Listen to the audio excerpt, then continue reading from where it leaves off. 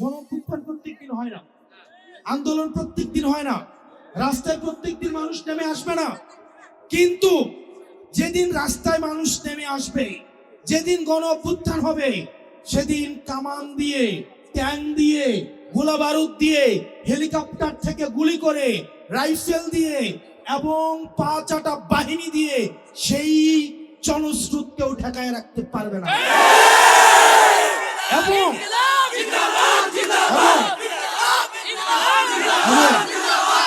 প্রিয় তরুণ প্রজন্ম, আপনারা যারা আছেন, ওই দিনের জন্য আপনাদেরকে প্রস্তুত থাকতে হবে।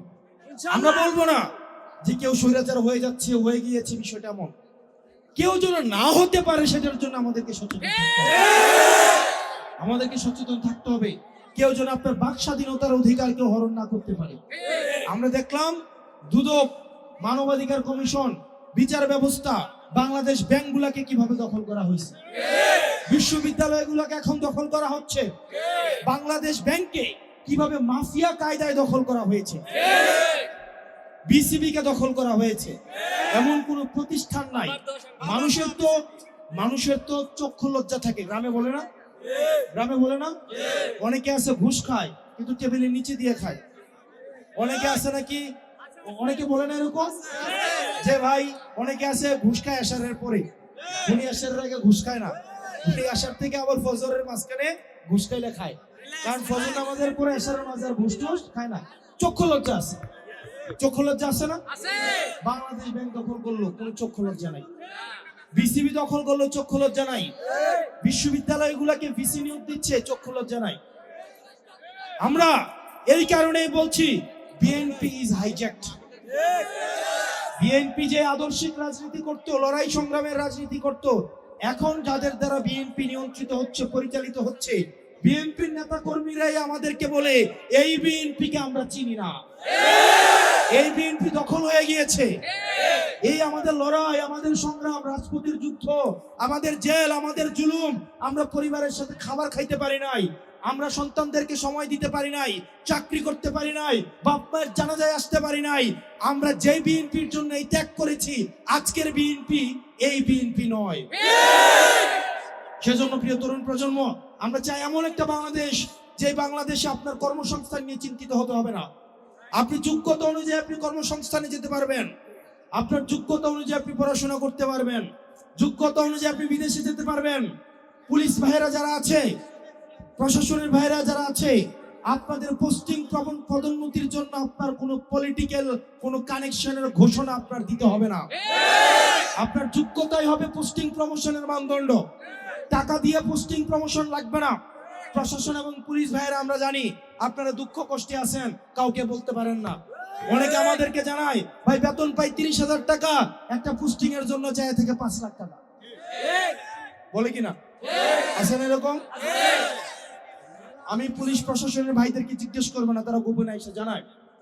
সার্ভেয়ার, এই যে আইন শৃঙ্খলা বাহিনী যারা আছে, উপজেলা প্রশাসনের যারা আছে, এই স্বাস্থ্য খাতগুলাতে যারা আছে, প্রত্যেকটা সিস্টেম ধসে একদম নষ্ট হয়ে গিয়েছে। সেজন্য তরুণ প্রজন্ম আমাদেরকে প্রশ্ন করা শিখতে হবে। এই সিস্টেম নিয়ে আমাদেরকে প্রশ্ন করতে হবে। আমাদের স্বাস্থ্য খাতের সংস্কার জরুরি, সেবা খাতের সংস্কার জরুরি। আমাদেরকে প্রশ্ন করতে হবে প্রত্যেক বছর কি পরিমাণ অর্থ শুধুমাত্র চিকিৎসা খাতে বিদেশে যায়, প্রত্যেক বছর কি পরিমাণ অর্থ শুধুমাত্র শিক্ষা খাতে বিদেশে যায়, প্রত্যেক বছরে কি পরিমাণ তরুণ চাকরি না পেয়ে হতাশায় নিমজ্জিত, প্রত্যেক বছরে সেবা খাতে কি পরিমাণ দুর্নীতি হয়, পুলিশ খাতে কি পরিমাণ দুর্নীতি হয়, প্রত্যেক বছর কি পরিমাণ প্রশাসনে দুর্নীতি হয়। এই প্রশ্নগুলো আমাদেরকে করা অব্যাহত রাখতে হবে। আমরা বিশ্বাস করি এই তরুণ প্রজন্মকে কেনা যায় না। এই তরুণ প্রজন্ম নিজের বিবেককে কোথাও বন্ধক দিয়ে রাখে নাই। এই তরুণ প্রজন্ম সত্য এবং ন্যায়ের পক্ষে, বাপের বিরুদ্ধে গেলেও তারা এখন উঠে দাঁড়ায়। আমি অনেককেই দেখেছি, আগে বলতো বাপ মা কোনো ভুল করতে পারে না, বাপ মা একটা ভুল বললেও এটাকে মাইনে নিতে হয়। কিন্তু এই তরুণ প্রজন্মের কাছে একমাত্র নীতি এবং নৈতিকতার মানদণ্ড হচ্ছে ন্যায় এবং অন্যায়।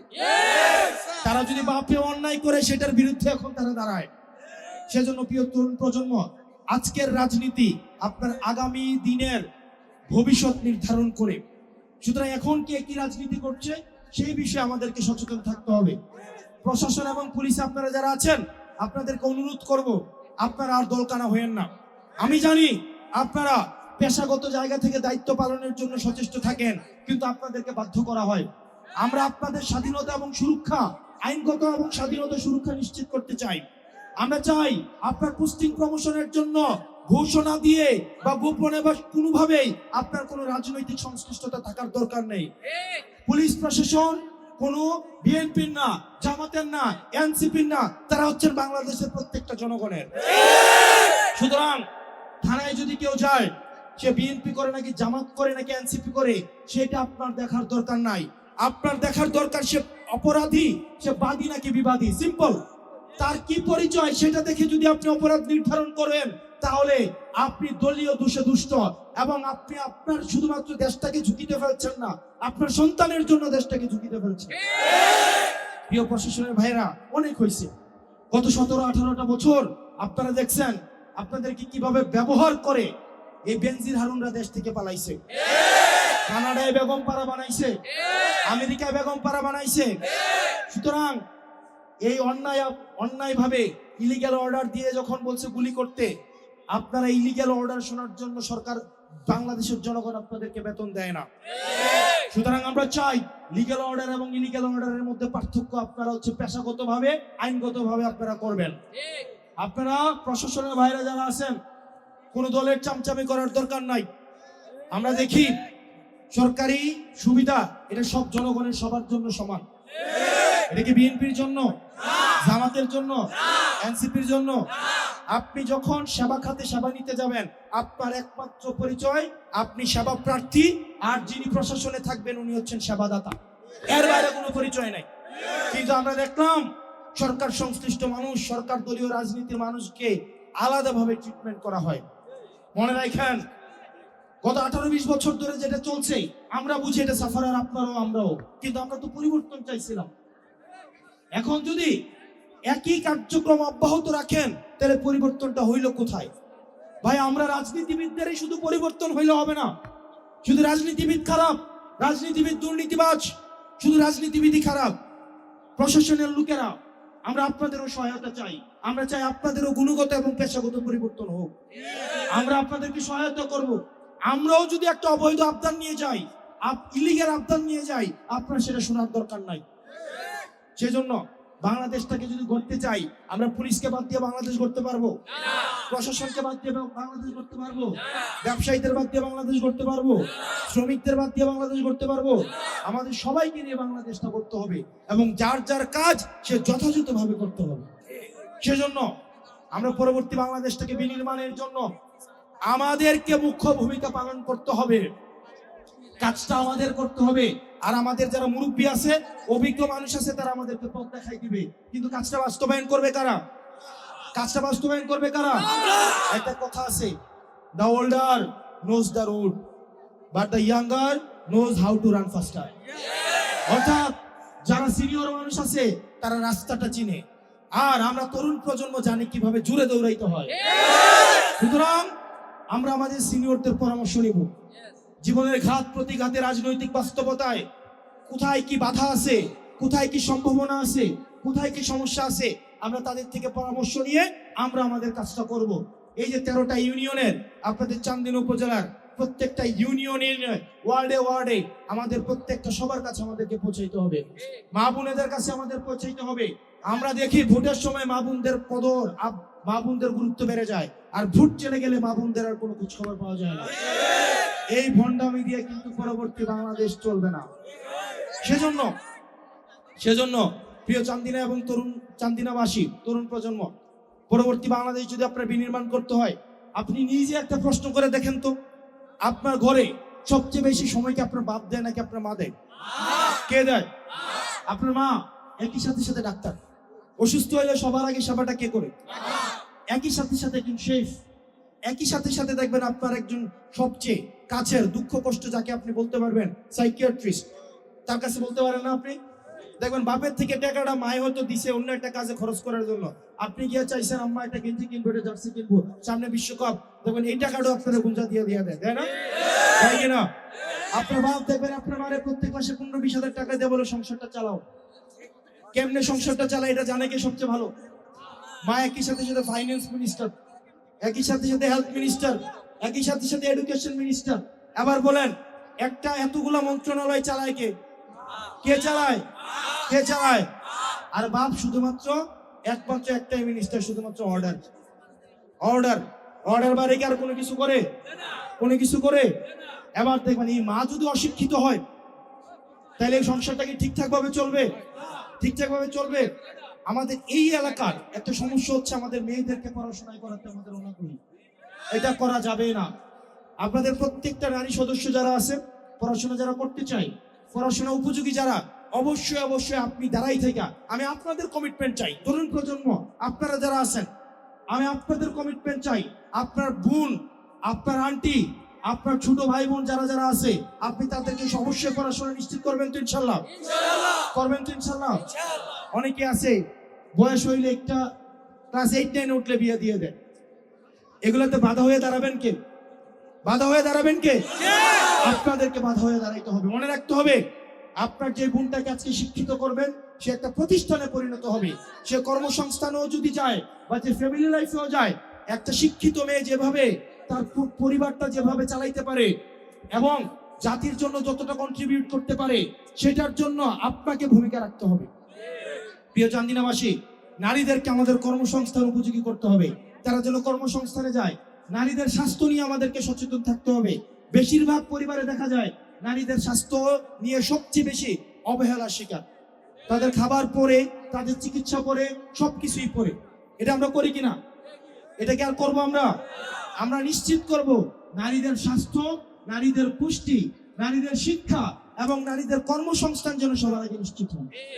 আজকের পর থেকে খাবার যখন খাবেন আগে নিশ্চিত করবেন আপনার বাসার মা, আপনার বোন, আপনার ওয়াইফ, আপনার বাসার নারী সদস্যটা আগে খাইছে কিনা। একসাথে নিয়ে খাইতে বসবেন, ঠিক আছে? ঠিক আছে? নারীকে পিছিয়ে রেখে আপনার কখনোই সামগ্রিক উন্নতি সম্ভব না। এই এলাকায় মাজার আছে? এলাকায় মাজার আছে? মাজার আছে? এই যে আমি আমার গেঞ্জিটা, এই যে গেঞ্জিটা আর ওনার শার্টটা কি সেম? আপনারা কি সবাই এক কাপড়ের শার্ট পরছেন? সবাই কি এক কাপড়ের জামা পরছেন? সবার চেহারা কি এক?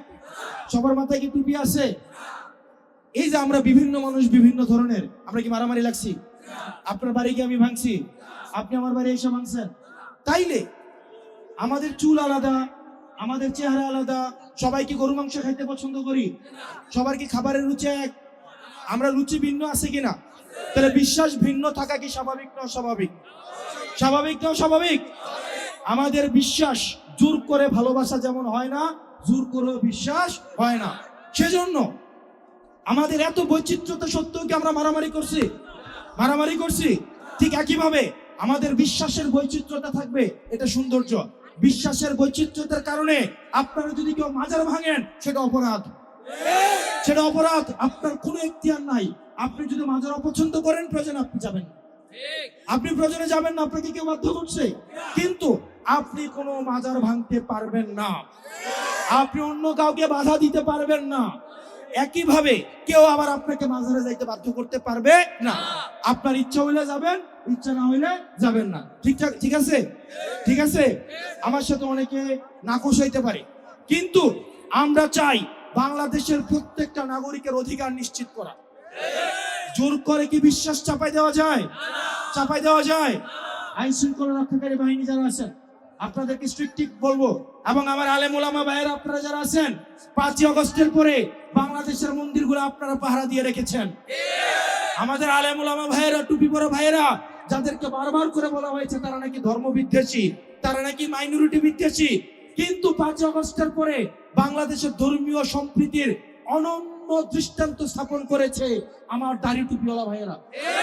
মন্দিরগুলোকে পাহারা দিয়েছে, মসজিদগুলোকে পাহারা দিয়েছে, এবং তারা এটা প্রমাণ করেছে বাংলাদেশে হিন্দুরা মাইনরিটি নয়, খ্রিস্টানরা মাইনরিটি নয়।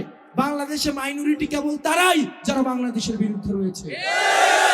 সেজন্য আমরা বিশ্ব দরবারে একটা উদাহরণ তৈরি করতে চাই। আমরা ধর্মের পার্থক্য, মতের পার্থক্য, বিশ্বাসের পার্থক্য থাকলেও আমরা সুন্দর সম্প্রীতির সাথে আমরা সুখী সমৃদ্ধ একটা বাংলাদেশ গড়ে তুলবো। আমরা পারবো কিনা চান্দিনাবাসী? ইনশাল্লাহ পারবো কিনা? ইনশাল্লাহ। কেউ যদি মাজার ভাঙতে চায়, কেউ যদি মন্দির ভাঙতে যায়, কেউ যদি কোনো ধরনের ধর্মীয় সম্প্রীতিতে বাধা সৃষ্টি করতে চায়, আপনারা সবাই মিলে তাকে আইনগতভাবে থানায় দিয়ে আসবেন। আপনারা পারবেন না? আপনারা পারবেন কিনা? প্রিয় মহিষালবাসী, প্রিয় মহিষালবাসী ভাই, আমাদের এলাকাগুলাতে আরো কিছু সমস্যা আছে। এক নাম্বার, আপনি দেখবেন আমি মাঝে মাঝে দোকানে আমি প্রচুর ঘোরাফেরা করি, আমি সিম্পলি ঘোরাফেরা করি। অনলাইন জুয়া দিয়ে দোকানগুলো ভরে দিয়েছে। আপনি দেখবেন সারাদিন ভ্যান চালায় কামাই করে 300, সারাদিন ভ্যান চালায় কামাই করে 300, জুয়া খেললা খরচ করে লাই 500। করে না? করে কিনা? করে কিনা? আপনারা যারা আছেন এইখানে, যারা জুয়ায় আসক্ত, আপনারা সামাজিক ভাবে তাদেরকে বুঝাবেন। কেউ গায়ে হাত তুলতে যাবেন না, এটা করা যাবে না। আপনারা তাদেরকে সামাজিক ভাবে বুঝাবেন যে দেখেন ভাই, টাকা পয়সা ইনকাম করা এত সহজ না, মোবাইলে ঘুরতে রেটে আইবে। তারা বুঝাবেন এবং তাদেরকে সমাজের মেইন স্ট্রিম করার জন্য যে ভাই এই টাকাটা যে আপনি খরচ করতেছেন, এটা যে আপনার পুলার স্কুলের বেতনটা হবে, বইয়ের চিকিৎসার টাকাটা হবে, সংসারের খরচটা হবে। আপনারা সামাজিক ভাবে তরুণ প্রজন্ম একসাথে উদ্যোগটা নেবেন কিনা? উদ্যোগটা নেবেন কিনা? এবং দোকানপাট যেখানে আছে, এই যে জুয়ার এই বিষয়গুলো আছে, আইন শৃঙ্খলা রক্ষাকারী বাহিনী আপনাদের কাছে অনুরোধ থাকবে, আপনারা এগুলো ক্লোজলি সার্ভিলিয়েন্স করবেন।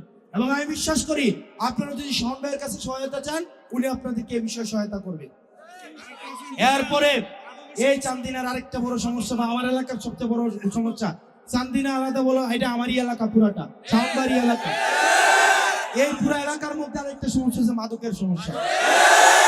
ঘরে ঘরে মাদক, ঘরে ঘরে ইয়াবা।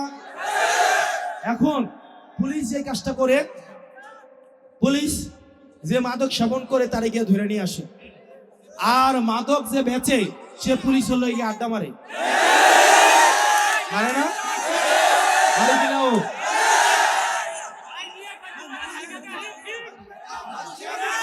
এখন শুনেন, এখন শুনেন, পুলিশ